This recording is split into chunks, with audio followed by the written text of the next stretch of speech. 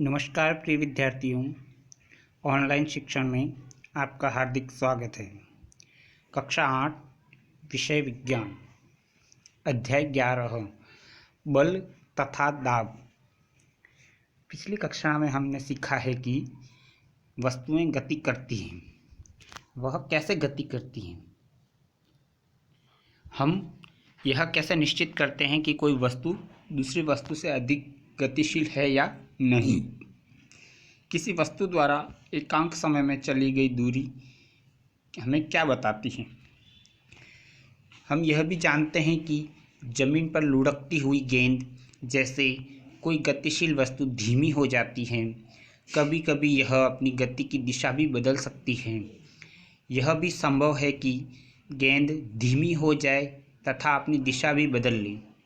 हम यह भी सोच सकते हैं कि गतिशील वस्तु धीमी या तेज कैसे हो जाती है अथवा अपनी गति की दिशा कैसे बदल लेती है। आइए अपने प्रतिदिन के कुछ अनुभवों को याद करते हैं। किसी फुटबॉल को गतिशील करने के लिए हम क्या करते हैं? किसी गतिशील गेंद को और अधिक तेज़ी से चलाने के लिए हम क्या करते हैं? एक गोली यानी कि गोल रक्षक गेंद को किस प्रकार रोकता है? हॉकी का खिलाड़ी हॉकी से प्रहार करके किसी गतिशील गेंद की दिशा कैसे बदल सकता है? क्षेत्र रक्षक यानी बल्लेबाज द्वारा हिट की गई गेंद को कैसे रोकता है? इन सभी स्थितियों में गेंद को गति की तेज या धीमा कर दिया जाता है अथवा इसकी गति की दिशा को बदल दिया जाता है। हम प्रायः कहते हैं कि जब किसी गेंद को धक्का देते हैं, फेंकते हैं, ठोकर मारते हैं या प्रहार करते हैं तो उस पर बल लगाया जाता है। यह बल क्या है? जिन वस्तुओं पर यह बल लगाया जाता है उन पर यह क्या प्रभाव डालता है? इस अध्याय में हम कुछ ऐसे ही प्रश्नों के उत्तर खोजने का प्रयास करेंगे। इससे पहले मैं आपको बताऊं, चित्र 11.1 इसमें 3 चित्र दिए गए हैं, ए, बी व सी। ए जो चित्र है गोल को बचाने का प्रयास कर रहा है। यह फुटबॉल के खेल में इस प्रकार का दृश्य हम देख सकते हैं। दूसरा दृश्य है हॉकी का खिलाड़ी गेंद पर प्रहार कर रहा है। और तीसरा चित्र है सी जो क्षेत्र रक्षक गेंद को रोक रहा है, यानी कि यह क्रिकेट के मैदान का दृश्य है। शिक्षण बिंदु: बल, अपकर्षण या अभिकर्षण, उठाना, खोलना, बंद करना, ठोकर मारना, हिट करना, प्रहार करना, धक्का देना, खींचना आदि ऐसी क्रियाएं हैं जो प्रायः कुछ कार्यों का वर्णन करने के लिए प्रयोग की जाती हैं। इनमें से प्रत्येक कार्य प्रायः वस्तु की गति में किसी प्रकार का परिवर्तन लाने का प्रयास करता है। क्या इन शब्दों की जगह एक या अधिक अन्य शब्दों का प्रयोग कर सकते हैं? आइए हम इस बात को जानते हैं। उससे पहले हम एक क्रियाकलाप करते हैं। सारणी 11.1 में वस्तुओं की गति की परिचित स्थितियों के कुछ उदाहरण दिए गए हैं। यह हमारे दैनिक जीवन का हिस्सा है।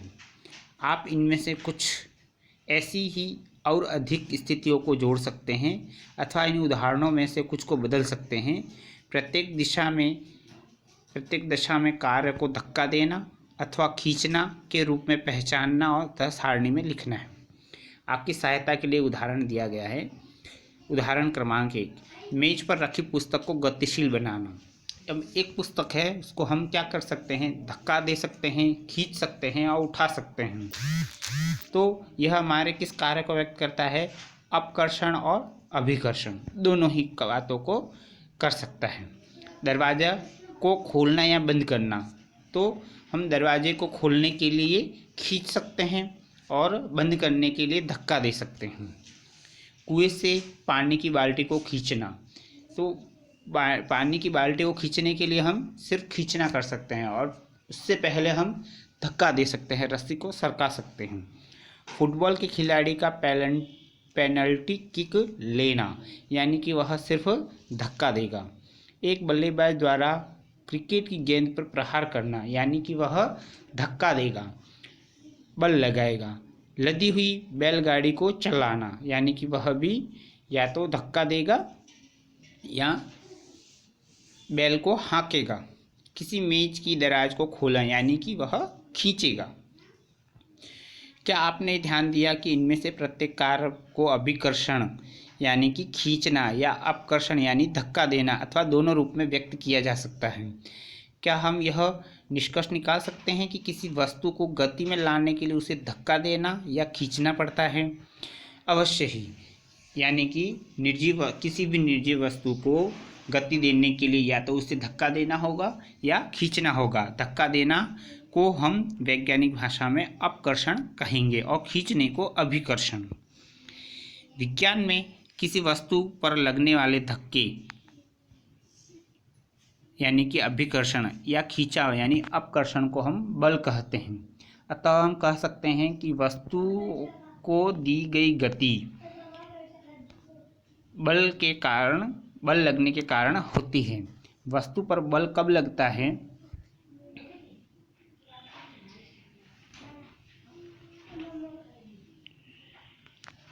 बल अन्योन्य क्रिया के कारण लगते हैं।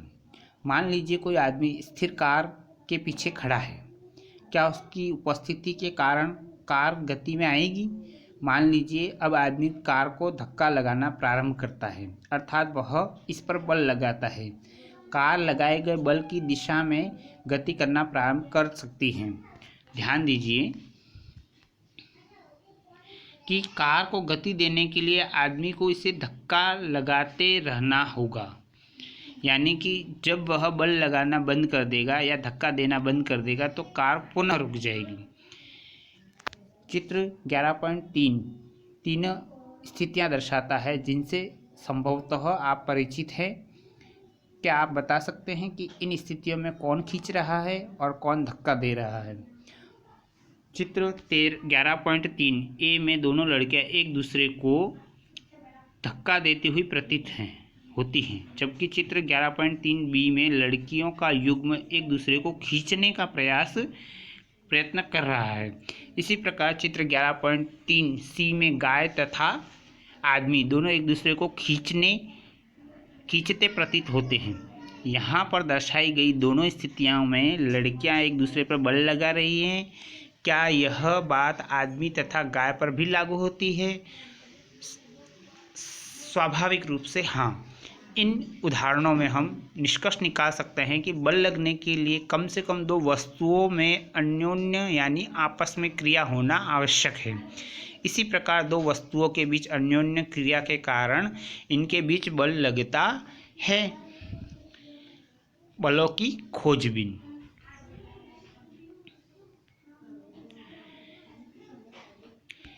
इस बिंदु को हम अगले वीडियो में समझेंगे। धन्यवाद।